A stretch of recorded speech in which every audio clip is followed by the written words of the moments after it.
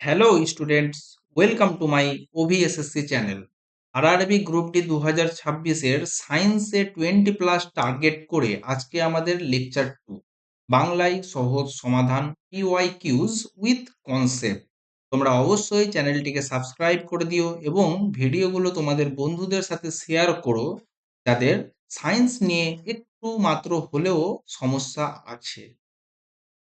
তাহলে চলো আজকে আমরা সেশন শুরু করি। কি আছে আমাদের প্রথম প্রশ্ন? দ্রুতগতির একটি বলকে ধরার সময় একজন ক্রিকেট খেলোয়াড় তার হাতকে নিচের দিকে নামিয়ে আনেন কেন? আমরা সবাই ক্রিকেট খেলেছি, আমরা সবাই জানি যাতে আঘাতের সময় বাড়ানোর জন্য, যাতে হাতের ওপর কম বল প্রযুক্ত হয় এবং হাতে চোট না লাগে। ঠিক আছে, তো আমাদের এটাই অ্যান্সার, তো আমাদের মৌখিক হয়ে গেল। ওকে, নেক্সট।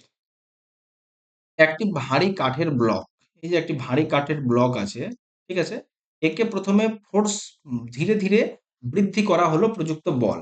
ঠিক আছে, প্রথমে ব্লকটি সরে না, তারপর একটি নির্দিষ্ট বল প্রয়োগের পর ব্লকটি সরতে শুরু করে এবং অবশেষে যখন ব্লকটি চলমান হয় তখন একটি ধ্রুবক বেগ নিয়ে চলে। ঠিক আছে, দেখো, প্রতিমিত মানে হচ্ছে ব্যালেন্সড, অপ্রতিমিত মানে আনব্যালেন্সড।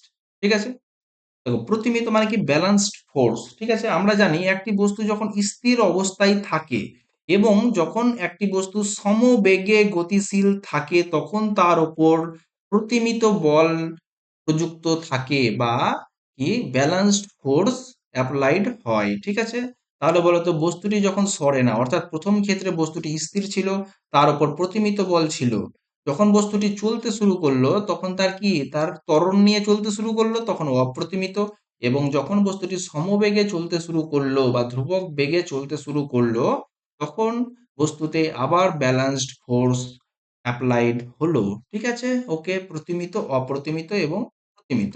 ঠিক আছে, নেক্সট। মূল থেকে উপড়ে ফেলা হলো একটি গাছকে। তুমি একটি গাছ ছিল, ঠিক আছে, গাছকে একদম মূল থেকে উপড়ে ফেলে দিলা, তো কি হবে? এবার ফেলে তো দিলা, এবার কি হবে? দেখো, গাছ খাবার কোথায় পায়? খাবার তো পাতায় তৈরি হয়, কিন্তু খাবারের জন্য যে জল এবং খনিজ লবণ সেটা নিচ থেকে আসে, কে নিয়ে আসে? অবশ্যই তোমার জাইলেম কলা নিচ থেকে ঊর্ধ্বমুখী বহনের মাধ্যমে একে পাতায় নিয়ে যায়, দিয়ে পাতায় রান্না হয়। তুমি যখন উপড়ে ফেলে দিলা তখন তো আর সে মাটি থেকে জল নিয়ে যেতে পারছে না, তখন কি হবে? গাছটি তোমার মূর্ছা যাবে, শুকিয়ে দুর্বল হয়ে পড়বে, কারণ কি জাইলেমের মাধ্যমে জল পরিবহন বন্ধ হয়ে গেছিল, তাই জন্য। ওকে, নেক্সট। ধাতুর অপক্ষয় মানে কি? ধাতু ক্ষয় হয়ে যাওয়া, যখন পরিবেশে উপাদানগুলির সঙ্গে পরিবেশে যখন তোমার অক্সিজেন থাকবে, সালফার থাকবে, এগুলো কি হবে? ধাতুর সাথে বিক্রিয়া করে অক্সাইড, সালফাইড এবং কার্বনেটে রূপান্তরিত হয়ে ধাতুকে নষ্ট করে দেয়। বুঝা গেল? এটাই হয়ে গেল ধাতুর অপক্ষয় প্রক্রিয়া। হুম, নেক্সট। জীবের যৌন জননের সঠিক বৈশিষ্ট্য কোনটি? আচ্ছা, দেখো, জীবের যৌন জনন কেমন হয়? এটা হয়ে গেল তোমার দুটো জীব, একটা পিতা একটা মাতা। ঠিক আছে, এখান থেকে দুজনের কাছ থেকেই এরও কিছু ডিএনএ আর এরও কিছু ডিএনএ, ক্রোমোজোম, ডিএনএ, এগুলো আসবে কার মধ্যে? অপত্যের মধ্যে ডিএনএ আসবে। ফলেই কি হবে? তোমার পিতা এবং মাতার বৈশিষ্ট্য সন্তানের মধ্যে থাকবে এবং সন্তান পরবর্তী প্রজন্মে বেঁচে থাকার জন্য কি করতে পারবে? লড়াই করতে পারবে। ওকে, বিবর্তন লাভ করবে বা উন্নত হবে, পিতামাতার থেকে উন্নতি লাভ করবে, তাই না? তাহলে চলো, কি আছে অপশন? এটি অপত্য জীবের মধ্যে দুইটি জনিত্র জীবের ডিএনএ একত্রিত করে, অবশ্যই করে। এর ডিএনএ আর এবং এর ডিএনএ দুইটা পিতামাতার ডিএনএ কে কি করে? একত্রিত করে। কি প্রচুর সংখ্যক অপত্য জীব সৃষ্টি করে? নো। কেবলমাত্র একজনের কাছ থেকে ডিএনএ আসে না, একটি জনিত্রী জীবের মতোই অপত্য জীব সৃষ্টি করে না। ওকে, নেক্সট। নিম্নোক্ত কোনটি বৃদ্ধি পেলে পরিবাহীর রোধ বৃদ্ধি পায়? রোধ, রোধ মানে হচ্ছে বাধা। ঠিক আছে, আমরা কি জানি? রোধ সমান হচ্ছে রো এল বাই এ। এল মানে লেন্থ, তারের লেন্থ, তো লেন্থ বাড়লে রোধ বাড়বে, কিন্তু এরিয়া, প্রস্থচ্ছেদের ক্ষেত্রফল কমলে লেন্থ বাড়বে, যেহেতু তোমার এরিয়ার সাথে আর কি আছে? ব্যস্তানুপাতে আছে। ঠিক আছে, তো রোধ বৃদ্ধি। দেখো, পরিবাহীর তাপমাত্রা বৃদ্ধি, দেখো, এটা একটা পরিবাহী। পরিবাহী মানে কি? তোমার একটা তার, ঠিক আছে? তাপের মধ্যে অণু পরমাণু আছে। এবার যদি তোমার কি হলো? তাপের তাপমাত্রা বাড়িয়ে দেওয়া হলো, পরিবাহীর তাপমাত্রা বাড়িয়ে দেওয়া হলো, তো অণু পরমাণু চারিদিকে ছুটতে শুরু করবে। তার ফলে কি হবে? আধানটা সঠিকভাবে যেতে পারবে না, বাধাপ্রাপ্ত হবে। তখন কি হবে? তোমার রোধ বৃদ্ধি পাবে। আমরা জানি পরিবাহীর দৈর্ঘ্য বৃদ্ধি পেলে তো রোধ বৃদ্ধি পাই। পরিবাহীর প্রস্থচ্ছেদের ক্ষেত্রফল বৃদ্ধি পেলে কি রোধ বৃদ্ধি পাই? না, পাই না। তখন হ্রাস পাই। আমরা কি জানি? এই তো, যদি তোমার পরিবাহীর প্রস্থচ্ছেদের ক্ষেত্রফল হ্রাস পায় তখন রোধ বৃদ্ধি পাবে। তাহলে জাস্ট 1 আর 2 সঠিক। নতুন কার্তসীয় চিহ্নের রীতি অনুসারে একটি আলোকরশ্মি বস্তু থেকে লেন্সে আপতিত হওয়ার ক্ষেত্রে বস্তুটিকে সর্বদা এমনভাবে স্থাপন করা হয়। কিভাবে স্থাপন করা হয় বস্তুকে? দেখো, এটা যদি একটা লেন্স হয়, ঠিক আছে, আমরা বস্তুকে সবসময় লেন্স থেকে বাম দিকে স্থাপন করি। আর বস্তুর ডিস্টেন্সটা কি হয়ে যায়? ইউ, সেটা সবসময় কি হয়? নেগেটিভ হয়। কারণ আমরা জানি এখান থেকে বাম দিকে নেগেটিভ এবং ডান দিকে পজিটিভ, ঠিক আছে? বস্তুর দূরত্ব বা ইউ সবসময় কি হয়? নেগেটিভ হয়। আর বস্তুটিকে আমরা সবসময় কি রাখি? বাম দিকে রাখি। দেখো তো, যাতে বস্তুটি লেন্সের বাম দিকে থাকে অবশ্যই ঠিক। যাতে বস্তুটির দূরত্ব সর্বদা ধনাত্মক হয়, না সর্বদা ঋণাত্মক হয়। যাতে বস্তুটি সর্বদা প্রধান অক্ষের উপরে থাকে, না, এ তো প্রধান অক্ষের উপরে তো থাকে না। যাতে আলোক রশ্মি ডান দিক থেকে লেন্সের উপর আপতিত হয়, নো। ওকে, নেক্সট। কি আছে নেক্সট? বলছে নিচের কোন বিকল্পটি বংশানুসরণ সম্পর্কে মেন্ডেলের সিদ্ধান্তকে সঠিকভাবে স্থাপন করে? মেন্ডেল যখন বংশগতির সূত্র আবিষ্কার করেছে, কি নিয়ে এসে বংশগতির মানে করেছিল? সেটা হয়েছে তোমার মটর গাছ নিয়ে এসে চর্চা করেছিল। টি টি আর ছোট টি, মানে এটা হচ্ছে লম্বা, এটা হচ্ছে বেটে, তাই না? এগুলো নিয়ে এসে কি করেছিল? বংশগতির সিদ্ধান্ত আবিষ্কার করেছিল। তো এটা গ্যামেট তৈরি করলো, বড় টি আর এটা কি করলো? তোমার ছোট টি এবং ছোট টি, এরা যখন তোমার গ্যামেটে যখন অপত্য সৃষ্টি করবে তখন কি হবে? বড়টি এবং ছোটটি দুজনের কাছ থেকেই এখানে তোমার কি আসবে? গ্যামেট আসবে, ঠিক আছে? প্রতিটি পরিলক্ষণ দুটি প্রভাবক দ্বারাই নিয়ন্ত্রিত হয়, তাই না? এই বড়টি দ্বারাও প্রভাবিত হয় এবং ছোটটি দ্বারাও প্রভাবিত হয়, ঠিক আছে? নেক্সট, নিচে উল্লিখিত পদার্থের পরিমাপযোগ্য ধর্ম এবং এসআই জোড়াটি কোনটি সঠিক? ঘনত্ব। আমরা কি জানি? আমরা জানি ঘনত্ব সমান ভর বাই আয়তন। ওকে, তো ভরের একক কি? কেজি। আয়তনের একক কি? Metre cube. তাহলে তোমার প্রতি মিটার কিউবে বা ঘন মিটারে কেজি, এটাই হয়ে গেল ঘনত্ব। ওকে, তাপমাত্রা। তাপমাত্রার একক কি? কেলভিন। ক্যালোরির একক কি? আয়তনের একক কি? মিটার কিউব বা ঘন মিটার। আর চাপের একক কি? পাস্কাল বা নিউটন পার মিটার স্কোয়ার, তাই না? হুম, ওকে, চলো নেক্সট। বলছে এ আর 1840 আর সি এ 2040, এরা কি এক জোড়া কি? আচ্ছা, আমরা জানি কি ভর সংখ্যা সমান, উপরেরটা কি? ভর সংখ্যা সমান মানে কি? এরা হয়ে গেল আইসোবার, ঠিক আছে? আইসোবার, আইসোটোপ আর আইসোটোন। আইসোটোপ, আইসোটোপ মানে কি? প্রোটন সংখ্যা বা পারমাণবিক ক্রমাঙ্ক সমান। পারমাণবিক ক্রমাঙ্ক সমান, ঠিক আছে? সমান। আচ্ছা, আইসোটোন মানে কি? নিউট্রন সংখ্যা সমান। নিউট্রন সমান। ওকে, আচ্ছা, এখন বলো তো, তোমাকে হঠাৎ করে বলে দিল 40 18 আর্গন, ওকে, এর প্রোটন সংখ্যা কটা, ইলেকট্রন সংখ্যা কটা আর নিউট্রন কটার সংখ্যা? তুমি কি বলতে পারো? অবশ্যই বলতে পারি। দেখো, নিচে যেটা পারমাণবিক ক্রমাঙ্ক সেটাই প্রোটন সংখ্যা 18টা।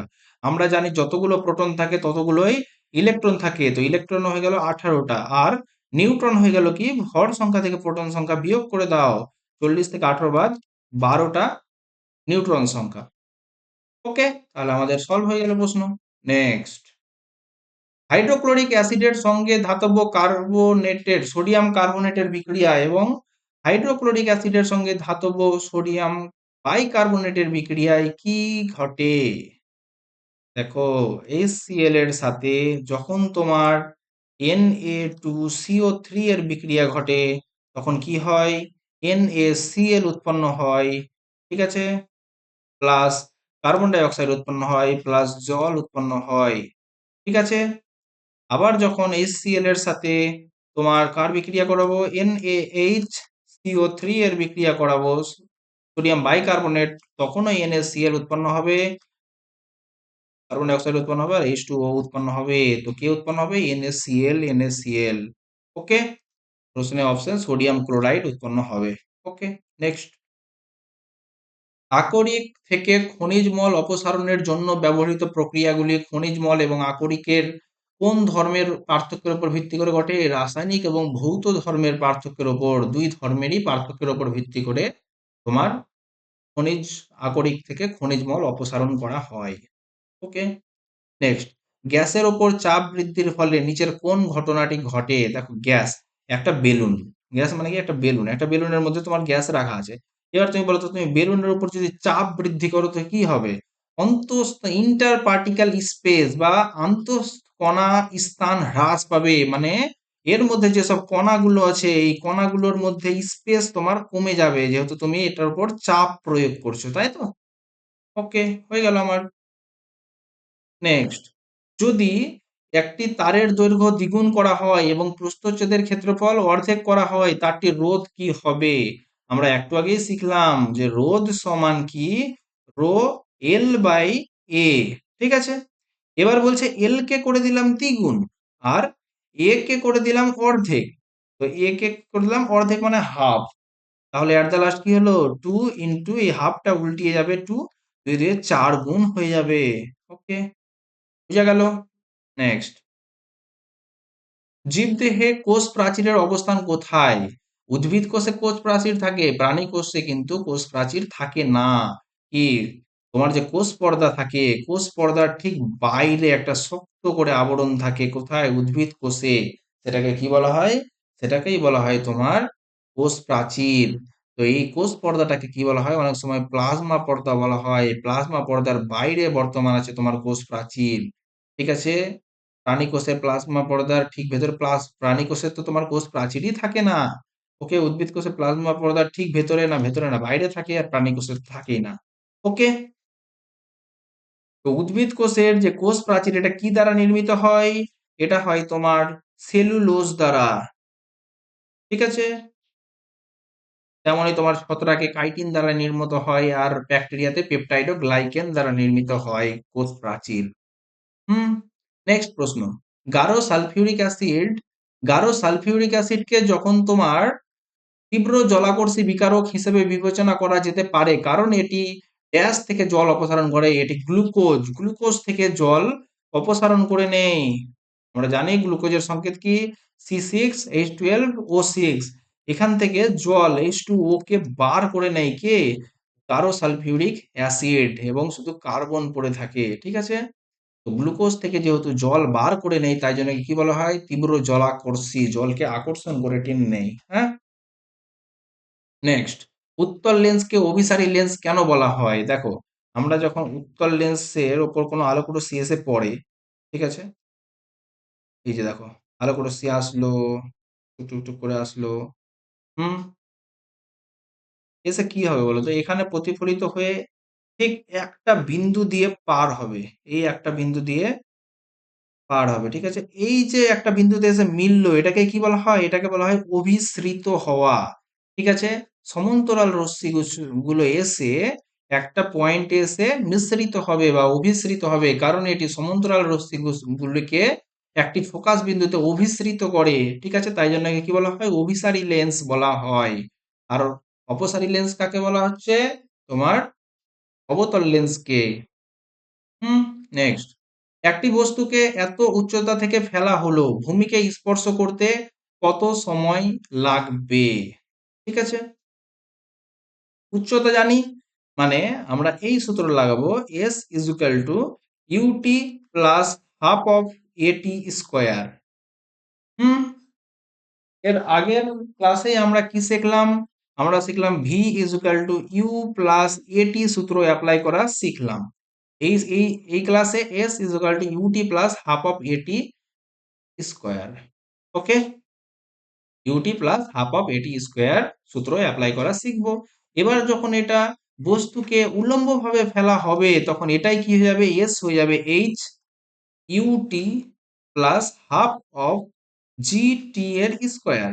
ঠিক আছে, এইচ দেওয়া আছে কত, 78.4 সমান ইউ, ইউ মানে কি প্রাথমিক বেগ শূন্য, তাহলে শূন্য ইন্টু টি মানে শূন্য প্লাস হাফ জি কত 9.8 ইন্টু টি স্কোয়ার। ওকে,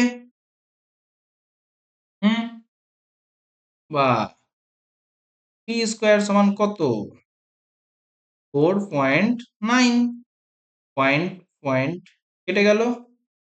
ঠিক আছে, টি স্কোয়ার সমান 784/49, কেটে দাও 7 দিয়ে 7, 7 দিয়ে 7 একে 7, 7 একে 7, 7 দুগুণে 14, 7 দিয়ে কেটে দাও তো 7 একে 7, 6 7 42, তাহলে টি সমান কত হলো 4 সেকেন্ড, হয়ে গেল আমার অ্যান্সার কমপ্লিট। ওকে, চলো নেক্সট। নিচের পদ্ধতিগুলির মধ্যে কোনটি ফসলের জন্য জলের প্রাপ্যতা উন্নত করতে সেচের ক্ষেত্রে নতুন উদ্যোগের অংশ, জল করতে হবে ড্রিপ সেচ এবং শস্যাবর্তন না, এখানে আমি বুঝতে পারছি বৃষ্টির জল সংরক্ষণ এবং জলাধার ব্যবস্থাপনা করা হচ্ছে কেন, যাতে জলের প্রাপ্যতা যথেষ্ট পরিমাণে পাওয়া যায়। ঠিক আছে, নেক্সট।